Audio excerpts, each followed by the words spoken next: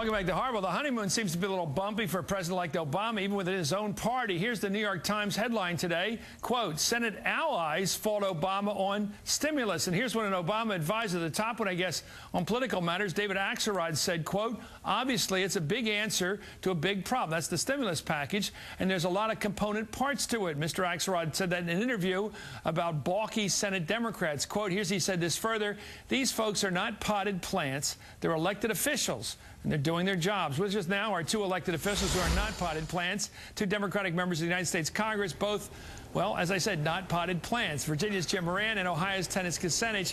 Thanks for that endorsement. Congressman Kucinich, sir, well, it's a minimal respect for you guys. Let me go further. That headline in the New York Times, Senate allies fault Obama on stimulus. What is your fault that you find with it, Congressman Kucinich, with the plan as outlined? It's still in process. I've talked to many members who've been in negotiations. It's still in process. Of course, Democrats are concerned that the tax cuts not just become some kind of a helicopter drop of cash. We've been tarped before. We understand what happens if the money doesn't get back into the economy. We want a full employment economy. We want to get people back to work, stimulate the economy. We want to support our president. I think this is going to work out. So you're helpful. You're being helpful, but not holding it up. Oh, I think that we want to make sure we're creating jobs. That infrastructure component is critical. We have to rebuild America, and that's how we get people back to work. That's the old-time religion, going all the way back to FDR. And remember something, Chris, FDR really didn't get the New Deal in gear until he was in office a year.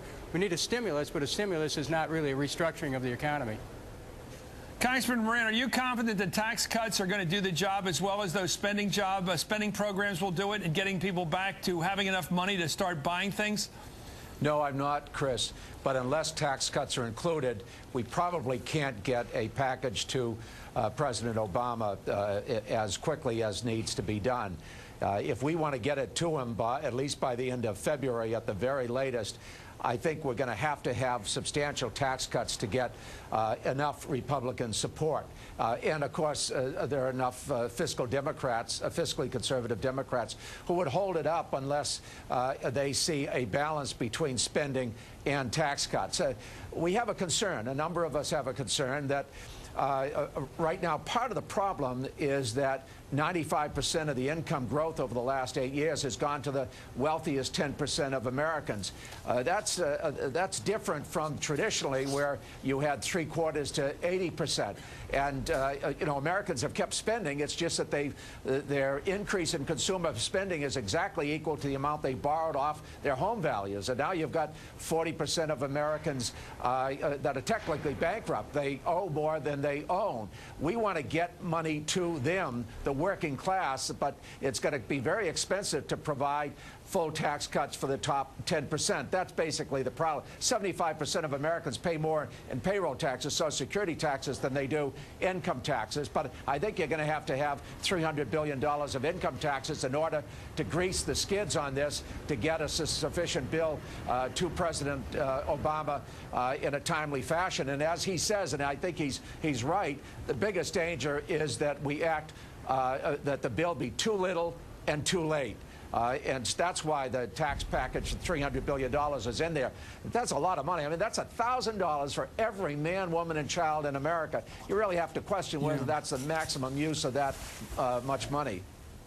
Okay, here's the question for both of you. It gets back to basic economics, to the hell we're facing right now, and I worry about it because people that know more about the economy scare the heck out of me. Congressman Kucinich, I am worried that whatever we do won't work. That's what scares me. Here's the question. You cut taxes by that $1,000 per family, including giving some of that money back to people who only pay payroll taxes but pay a lot of percentage of their income. It's regressive tax. Then you do a lot in job construction. You go out and create a couple million jobs in terms of building bridges and fixing roads in Cleveland and everywhere else. How does all that, even if it works in the short run, how does that get banks to start lending people money again? How does that get people buying cars again, buying houses again, getting the economy moving again? How does it work? Well, you know, you're asking the right questions. The fact of the matter is, with the $350 billion, the first part of the bailout, banks are hoarding the money. They're still a credit freeze. Congressman, as I said, they don't want to be tarped again.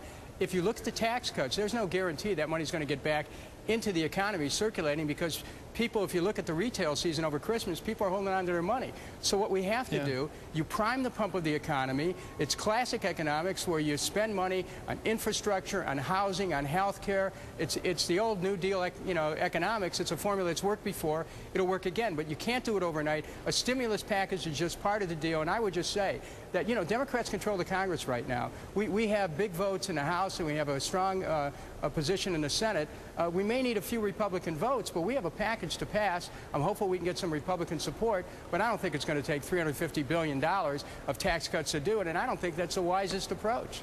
Chris? Well, Mr. Congressman, don't tax cuts go immediately to a family? The federal government can declare next week the withholding is going down. You'll pay less taxes right away. That's money in the economy immediately, whereas ditch digging projects or building roads takes a long time to get the contract led, to get the tractors moving, to get people hired. If you want to move fast, isn't the fastest way a tax cut? Well, Jim or Congressman Moran. Well, yes, it would seem to be. The problem, though, Chris, is that consumers have spent 120% of their income on average over the last 8 years. Normally, they spent 70 to 80% during most of America's history. 120%. Now we're finding they're only spending 52 cents out of every dollar they're earning. They're scared. So it's not just the banks, it's the consumers. But we feel that if we can get people into jobs, that jobs are even more important than tax cuts, and jobs will lay a foundation that's sustainable so that we'll have an even stronger economy in the future. That's what I think we need to look at. What can help the underpinnings of this economy, especially in communications, transportation, green technology, those kinds of things that will ensure that we'll have a better future for every dollar we invest today. That'll keep paying dividends. Yeah, my big worry is we're going to start cutting the number of cops, the number of libraries, the number of swimming pools. Crime's going to go up. Crime's going to go up. People are going to hide in their houses. The whole economy is going to shut down. Thank you very much, U.S. Congressman Jim Moran and Dennis Kucinich.